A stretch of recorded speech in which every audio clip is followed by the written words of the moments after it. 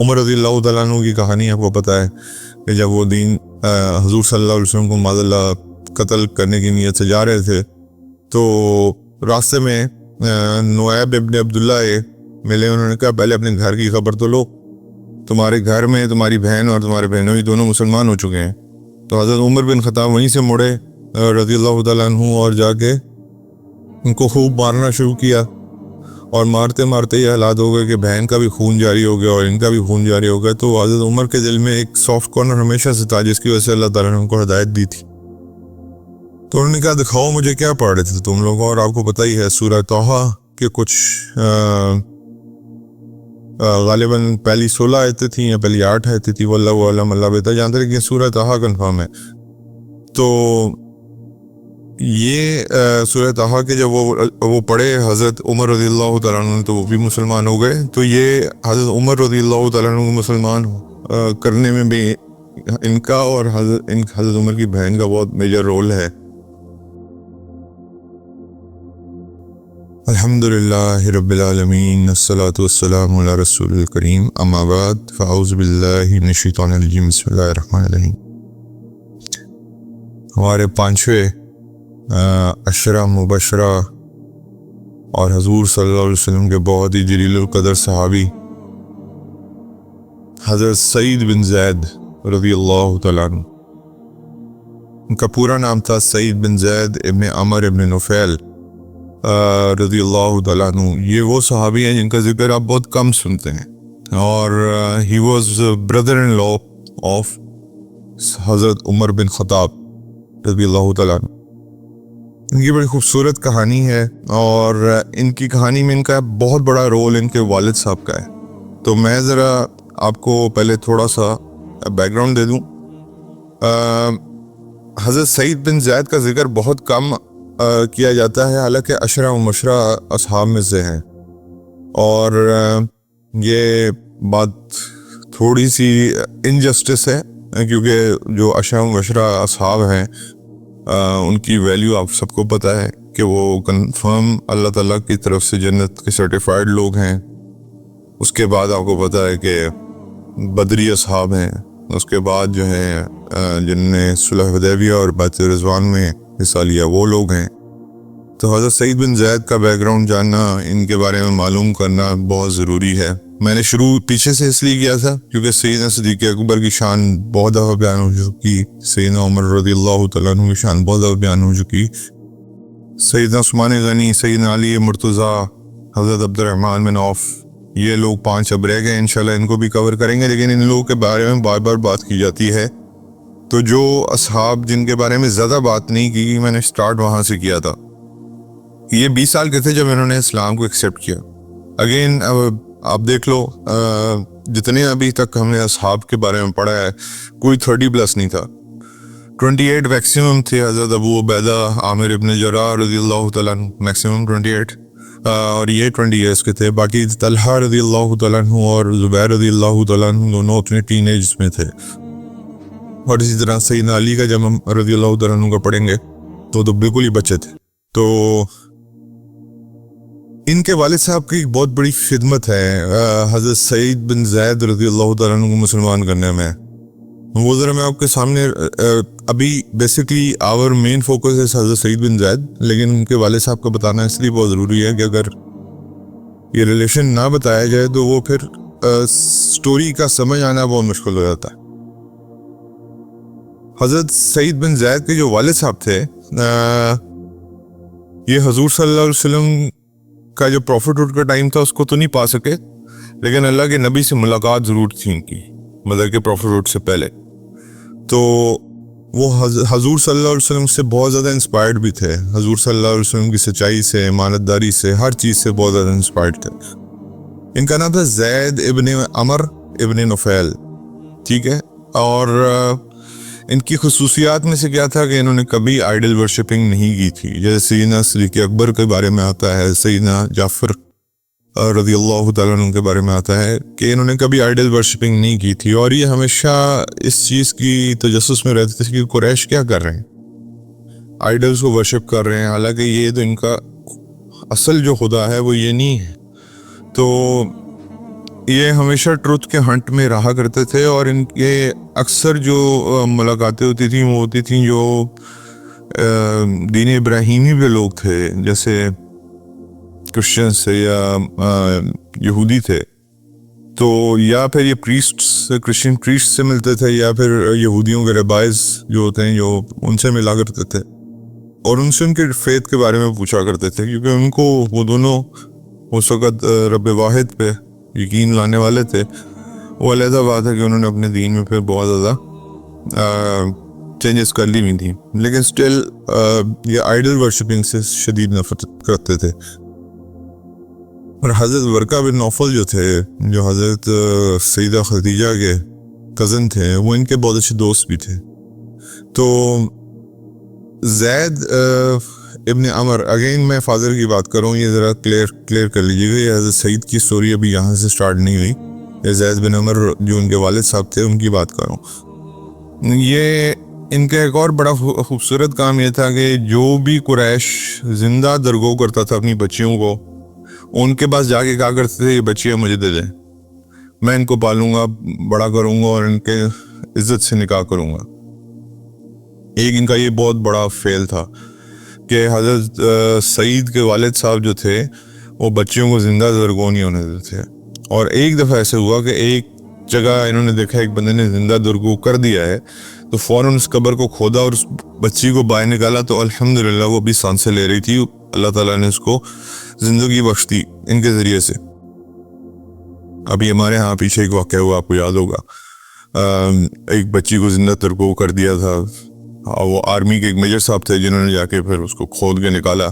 تو اللہ معاف کرے، اب آپ خود ہی دیکھ لو کہ جہالیت کا زمانہ جو ہے وہ آج کل کے زمانے میں بھی ہے۔ تو خیر،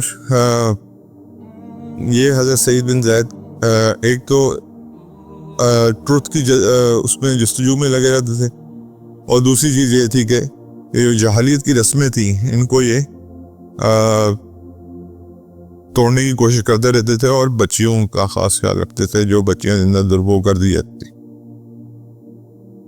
اس کے بعد جی ان کا یقین یہی تھا کہ قریش جو ہیں وہ ٹوٹلی طور پہ غلط کام کر رہے ہیں۔ ایک دن یہ کعبہ کے پاس کھڑے ہو گئے اور انہوں نے قریش کو کہا کہ تم یہ جو شیپ سلوٹر کرتے ہو ان آئیڈلز کے نام پہ، یعنی کہ ان بتوں کے نام پہ، تو تمہیں یہ عقل نہیں ہے کہ اللہ رب العزت نے می برسایا اور می برسنے کی وجہ سے گھاس ہوئی، اور اس گھاس کو اس شیپ یا وٹ ایور جو بھی جانور ہوتا تھا وہ اس نے کھایا، تو اللہ کے نام پہ قربان کرنے کے بجائے یہ ساری نعمتیں اللہ نے اس کو دی، تم آئیڈل کے نام پہ قربان کر رہے ہو۔ تو اس پہ جو ہے نا قریش جو ہے وہ آپ کو پتہ ہے کہ غضبناک ہو گئے، اور سب سے زیادہ ان کو مارنا پیٹنا شروع کر دیا، اور سب سے زیادہ آگے کون تھے؟ سیدنا عمر رضی اللہ تعالیٰ عنہ کے والد الخطاب ابن نفیل۔ اب آپ کنیکشن جوڑ سکتے ہیں، الخطاب ابن نفیل اور وہ تھے سعید بن عمر ابن نفیل، یعنی کہ حضرت سعید، یہ جو نفیل الخطاب جو تھے یہ ان کے چچا تھے، حضرت سعید کے والد صاحب کے۔ اب آپ کو تھوڑا سا کنیکشن سمجھ آ رہا ہے کہ حضرت سعید کا پورا نام تھا سعید بن زید ابن عمر ابن نفیل، یعنی کہ زید کے والد صاحب تھے ابن عمر اور ان کے والد صاحب تھے ابن نفیل۔ تو الخطاب کے والد صاحب ڈائریکٹ ابن نفیل تھے، یعنی کہ جو زید یہ تھے حضرت سعید کے والد صاحب، ان کے چچا تھے حضرت عمر رضی اللہ تعالیٰ عنہ کے والد۔ اور پھر ان کو یہ ینگسٹرز ہیں ان کو کہا گیا کہ ان کو مارو اور ان کو مکہ سے باہر نکال دو۔ تو ہی واز ایگزائلڈ فرام مکہ، ان کے والد صاحب جو ہیں حضرت سعید کے، اور خاموشی سے رات کو آیا کرتے تھے اور رات کو اپنے دوستوں سے ملا کرتے تھے جو اس جستجو میں ہوتے تھے کہ اصلی خالق کی تلاش کی جائے، جیسے حضرت ورقہ بن نوفل اور یہ لوگ۔ اور اس کے بعد شام کے بھی سفر کیا انہوں نے، ان کے والد صاحب نے، تاکہ جا کے شام میں جو دین تھا ادھر جا کے کرسچن پریسٹ اور جو ریبائز ہیں ان سے ملا جائے یہودیوں کے۔ اور ان سے پوچھا جائے کہ کیا چیز ہے جو اصلی چیز ہے. بیسکلی حضرت سعید بن زید بڑا کلیئرلی کہتے تھے کہ میں سیدنا ابراہیم رضی علیہ السلام کی ریلیجن پہ ہوں, یعنی کہ اس وقت کے حق ریلیجن پہ تھے یہ. تو وہاں پہ الشام پہ جیسے حضرت طلحہ کے ساتھ ہوا, یہاں میں ان کے ساتھ بھی ہوا, زید یہ جو ان کے والد صاحب سے ان کے ساتھ, کہ آپ اگر مکہ سے ہیں تو آپ ادھر کیا کر رہے ہیں, مکہ میں ایک پیغمبر آنے والے ہیں, جاؤ ان کا انتظار کرو, وہاں پہ جیسے ہی وہ آئیں ان کے ہاتھ پہ بیعت کر دو, وہ سچے رسول ہوں گے. تو جیسے ہی حضرت زید کو یہ بات پتہ چلی, یہ واپس آئے, تو راستے میں مکہ کے جو روڈ 3 پہ حملہ ہوا اور یہ سخت زخمی ہو گئے, اور انفارچونیٹلی اسی زخموں کی وجہ سے یہ فوت ہو گئے. تو حضور صلی اللہ علیہ وسلم کی پروفٹ تک نہیں پہنچ سکے, لیکن ایک جو کوشش تھی حق کی تلاش میں, اس میں یہ رہے اور ابراہیمک ریلیجنز پہ رہے.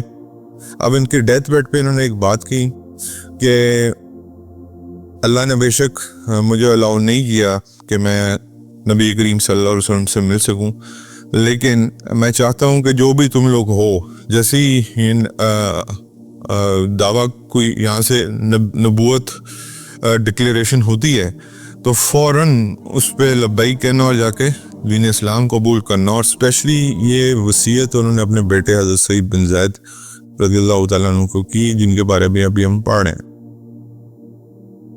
اور اس کے بعد جی جیسے ہی حضور صلی اللہ علیہ وسلم نے پروفٹ جو ہے وہ ڈکلیئر کیا, حضرت سعید بن زید کو جیسے ہی پتہ چلا, حضرت سعید بن زید جو ہیں وہ حضرت ابو بکر کے ساتھ فوراً حضور کے پاس پہنچے اور دین اسلام قبول کیا. اور اکیلے نہیں کیا, اپنی وائف حضرت فاطمہ بنت خطاب رضی اللہ تعالیٰ عنہ کے ساتھ جا کے دونوں نے یہ اسلام قبول کیا. اور عمر رضی اللہ تعالیٰ عنہ کی کہانی آپ کو پتہ ہے کہ جب وہ دین حضور صلی اللہ علیہ وسلم کو معاذ اللہ قتل کرنے کی نیت سے جا رہے تھے, تو راستے میں نویب ابن عبداللہ ملے. انہوں نے کہا پہلے اپنے گھر کی خبر تو لو, تمہارے گھر میں تمہاری بہن اور تمہارے بہنوئی دونوں مسلمان ہو چکے ہیں. تو حضرت عمر بن خطاب وہیں سے مڑے رضی اللہ تعالیٰ عنہ, اور جا کے ان کو خوب مارنا شروع کیا. اور مارتے مارتے یہ حالات ہو گئے کہ بہن کا بھی خون جاری ہو گیا اور ان کا بھی خون جاری ہو گیا. تو حضرت عمر کے دل میں ایک سافٹ کارنر ہمیشہ سے تھا, جس کی وجہ سے اللہ تعالیٰ نے ان کو ہدایت دی تھی. تو انہوں نے کہا دکھاؤ مجھے کیا پڑھ رہے تھے تم لوگ. اور آپ کو پتہ ہی ہے سورہ طٰہٰ کے کچھ غالباً پہلی 16 آیتیں تھیں یا پہلی 8 آیتیں تھیں, واللہ اعلم, اللہ بہتر جانتے, لیکن سورہ طٰہٰ کنفرم ہے. تو یہ سورہ طٰہٰ کے جب وہ پڑھے حضرت عمر رضی اللہ تعالیٰ عنہ, تو وہ بھی مسلمان ہو گئے. تو یہ حضرت عمر رضی اللہ تعالیٰ عنہ مسلمان کرنے میں بھی ان کا اور حضرت عمر کی بہن کا بہت میجر رول ہے. اس کے بعد بدر میں یہ شرکت نہیں کر سکے. اب ون میں آسک وائے, کیوں بدر میں نہیں شاید یہ شرکت کر سکے. حضور صلی اللہ علیہ وسلم نے حضرت طلحہ کو اور حضرت سعید بن زید رضی اللہ تعالیٰ عنہ کو ایک مشن پہ بھیجا ہوا تھا بدر سے پہلے. تو وہ مشن فار سم تھنگ کسی ریزن کی وجہ سے بھیجا ہوا تھا. اور میں نے آپ کو بتایا تھا کہ حضور صلی اللہ علیہ وسلم نے اگر کسی کو کوئی ٹاسک دیا ہوا تھا یا منع کر دیا تھا, تو حضور نے کہا تھا ان کا نام ضرور اس جنگ میں لکھا جائے گا, جو خود حضور نے جن کو ٹاسکنگ کی ہوئی تھی. تو حضرت سعید بن زید رضی اللہ تعالیٰ عنہ بدر میں نہ شامل ہوتے ہوئے بھی بدری صحابی کہلاتے ہیں. اور ان کو پھر جو مال غنیمہ ہے اس میں سے ان کو بھی حضرت طلحہ بن عبید اللہ رضی اللہ تعالیٰ عنہ کو بھی حصہ دیا گیا. اس کے بعد فاسٹ فارورڈ کرتے ہیں, حضرت عمر کی خلافت میں یرموک کا میدان ہے, اور آپ کو پتہ ہے یرموک بڑی مشہور جنگ ہے, اور یہ حضرت عمر رضی اللہ تعالیٰ عنہ کی خلافت میں لڑی گئی رومنز کے اگینسٹ. حضرت ابو عبیدہ رضی اللہ تعالیٰ عنہ سپہ سالار تھے, آپ کو پتہ ہے, اور مسلمان صرف 24,000 کی تعداد میں تھے, 24,000, اور رومنز ور لائک 120,000, 1,20,000. اور حضرت سعید بن زید کہتے کہ اتنے زیادہ تھے کہ ہمیں ان کی آخری لائن نظر ہی نہیں آ رہی تھی. تو ایک صحابی نے, اب آپ دیکھیں موٹیویٹ کیسے کرتے ہیں صحابہ ایک دوسرے کو, ایک صحابی نے پوچھا کہ آج تو لگتا ہے شہادت کا دن ہے, تو اتنی بڑی فوج ہے, تو کیا میں آج جب شہید ہو جاؤں گا تو میں انشاءاللہ اللہ تعالیٰ کے پاس چلا جاؤں گا اور انشاءاللہ امید ہے کہ رسول اللہ سے ملوں گا؟ تو کوئی پیغام ہے جو آپ رسول اللہ کو دینا چاہتے ہیں؟ تو حضرت ابو عبیدہ رضی اللہ تعالیٰ عنہ کہا کہ ہاں میں ایک پیغام دینا چاہتا ہوں، ان کو کہیے گا کہ مسلمان آپ کو سلام بھیج رہے ہیں، اور آج ہم نے وہ دیکھ لیا جس کا آپ نے ہمارے ساتھ پرومس کیا تھا۔ کیا پرومس کیا تھا؟ آپ کو یاد ہے جب خندق ہو رہی تھی تو حضور نے کہا تھا شام کی چابیاں مجھے دے دی گئی ہیں۔ تو جب سب صحابہ نے یہ بات سنی، انہوں نے کہا یار اب شہید ہونا ہی ہے تو پھر ایسے لڑو گے جیسے جو انسان اپنی جان ہتھیلی پہ رکھ کے آ جاتا ہے نا، پھر اس سے لڑائی لڑنا بہت مشکل ہے۔ تو یہ 24 اس ایک انسیڈنٹ کی وجہ سے وہ 24,120 کو پڑخ دیا رکھ کے، تو یرموک میں فتح ہو گئی، اور اس کے بعد جو ہے وہ اللہ تعالیٰ نے شام مسلمانوں کے حوالے کیا، جو حضور صلی اللہ علیہ وسلم نے خندق کے وقت جب مسلمان گھیراؤ میں تھے اس وقت حضور نے پیشن گوئی کی تھی۔ حضرت سعید بن زید رضی اللہ تعالیٰ عنہ کو پھر حضرت ابو عبیدہ نے تھوڑے عرصے کے لیے ڈمیسکس کا گورنر بنا دیا۔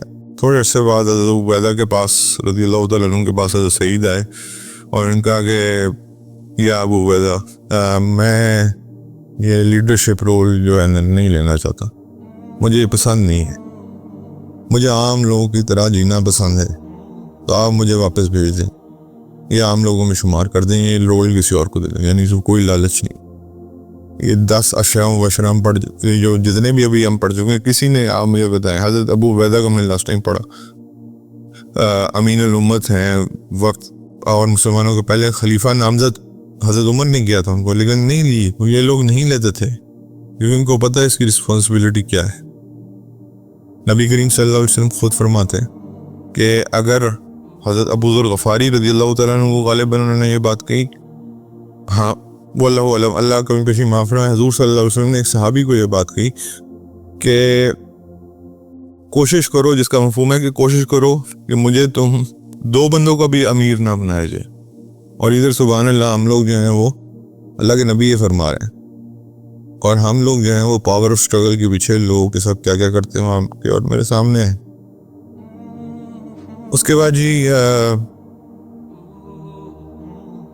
اب ایک اور بڑا خوبصورت واقعہ ان کا، لیٹر آن ان لائف ایک خاتون نے ان پہ تہمت لگا دی۔ حضرت سعید بن زید عشرہ مبشرہ اصحاب رسول میں سے ٹاپ 10، اور تہمت کیا لگائی؟ اس وقت مدینہ کا گورنر تھا مروان ابن حکم، بنو امیہ کی خلافت چل رہی تھی، اور تہمت یہ لگا دی کہ جی اس حضرت سعید بن زید رضی اللہ تعالیٰ عنہ نے میری زمین کا ٹکڑا جو ہے وہ چھین لیا ہے مجھ سے، حالانکہ وہ زمین کا ٹکڑا حضرت سعید بن زید کا ہی تھا۔ حضرت سعید بن زید کو جب یہ اس تہمت کا پتہ چلا، اور آپ کو پتہ ہے تہمت جتنی جلدی پھیلتی ہے، ریومرز جتنی جلدی پھیلتی ہیں، یہ مجھے بھی پتہ اور آپ کو بھی پتہ ہے، لیکن اچھے انسان کے بارے میں جب ریومر پھیلتی ہے نا تو اچھے لوگ کیا کہتے ہیں کہ یہ ہو ہی نہیں سکتا، ہم اس کو جانتے ہیں۔ اور ایک مسلمان کے لیے یہ حکم ہے کہ جب ایک اچھے مسلمان کے بارے میں ریومر پھیلے یا کسی بھی مسلمان کے بارے میں ریومر پھیلے، اس کو فوراً نیگیٹ کریں۔ پہلا حکم یہ ہے مسلمانوں کے لیے۔ لیکن انفارچونیٹلی ہم ویک ہیں، اور ہمارے کان میں ایک بات پڑتی ہے بغیر اس کی وہ کی ہے وہ آگے ہم چلے جاتے ہیں۔ تو حضرت سعید بن زید جو ہیں وہ کافی اس وجہ سے پریشان ہو گئے، اور پہلی بات ہے وہ پریشانی اپنی ذات کو لے کے زیادہ نہیں تھی، زیادہ اس لیے تھی کہ لوگ کہیں گے اصحاب رسول کیسے ہیں، اور مجھے تو جنت کی بشارت دی ہوئی ہے، تو اس چیز کی زیادہ پریشانی تھی۔ تو مروان ابن حکم نے اپنا بندہ بھیجا اور ان کا کہ حضرت سعید کو کہا کہ آگے صفائی پیش کرے۔ تو حضرت سعید نے کہا کہ میں نے کوئی صفائی پیش نہیں کرنی، بس یہ زمین کا ٹکڑا ہے، یہ میرا ہے، اور میں ایک دعا کرنا چاہتا ہوں۔ اور وہ دعا جو ہے وہ حضرت سعید بن زید نے کیا کی، اگر تو یہ خاتون جھوٹ بول رہی ہے تو اللہ تعالیٰ، اور یہ مجھے جان کے اگر یہ ایذا پہنچانا چاہتی ہے تو اللہ تعالیٰ اس کی آئی سائٹ لے لے اور اس کو اس کے اندر ایک زمین کے ٹکڑے کے اندر ایک ویل تھا, اس ویل میں ڈال کے مار دے. یہ حضرت سعید بن زید نے دعا کی. اس بارے میں حدیث ہے, you should be very fearful, we all should be very fearful, کہ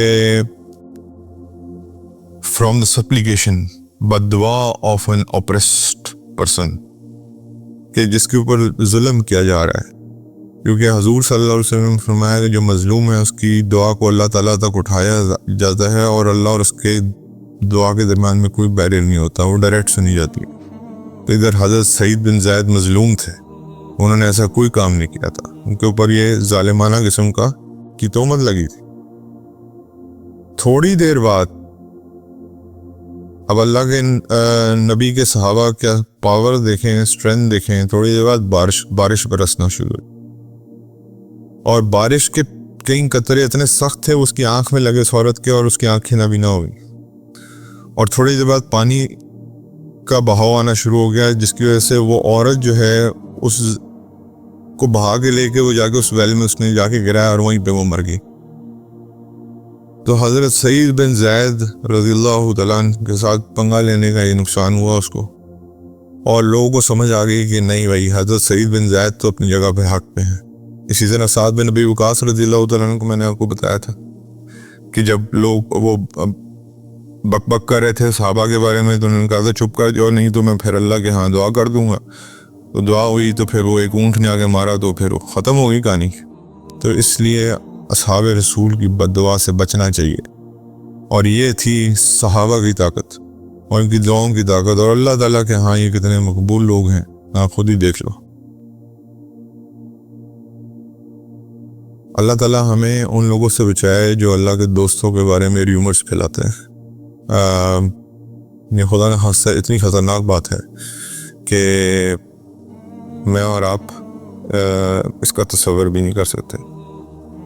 حضرت سعید بن زید عقیق ایک جگہ ہے مدینہ منورہ کے تھوڑا سا باہر ہی, اور یہ واقعہ بھی عقیق کا ہی ہے بیسکلی. مدینہ منورہ کے تھوڑا سا آؤٹسکرٹس پہ ہے, اور وہاں پہ حضرت سعید بن زید فوت ہوئے اور مدینہ منورہ میں ان کو دفن کیا گیا. اور یہ 51 ہجری میں اللہ تعالیٰ نے ان کو عمر دی, یعنی کہ تقریباً آپ کہہ لو کہ 20 سال کے تھے جب اسلام لائے, اس وقت حضور 40 کے تھے, تو حضور کے 23 سال, اور پھر اس کے بعد 13 سال پلس 51 آپ ایڈ اپ کر لو, خود ہی آپ کو ایج کا ان کا معلوم ہو جائے گا, وہ تقریباً وہی 70-80 کے اراؤنڈ ان کی ایج بنتی ہے. تو یہ حضرت عمر رضی اللہ تعالیٰ عنہ کے بردر ان لاء بھی تھے. تو آپ دیکھ لیں کہ سبحان اللہ ایک گھر میں 2 عشرہ مبشرہ تھے, حضرت عمر اور حضرت سعید بن زید رضی اللہ تعالیٰ عنہ. تو یہ ان کی کہانی ہے, اور آپ نے ان کے والد صاحب کا دیکھ لیا کہ دیکھیں جن کی نسلیں جو ہیں وہ اوپر والی یہ کام کرتی ہیں, اللہ رب العزت ان کے آگے نسلیں سنوار دیتے ہیں. تو اسی طرح اللہ تعالیٰ ہمیں بھی دین اسلام پہ چلنے کی توفیق عطا فرمائے, تاکہ ہماری آگے کی نسل جو ہے وہ بہتر ہوتی ہے. جزاکم اللہ خیر.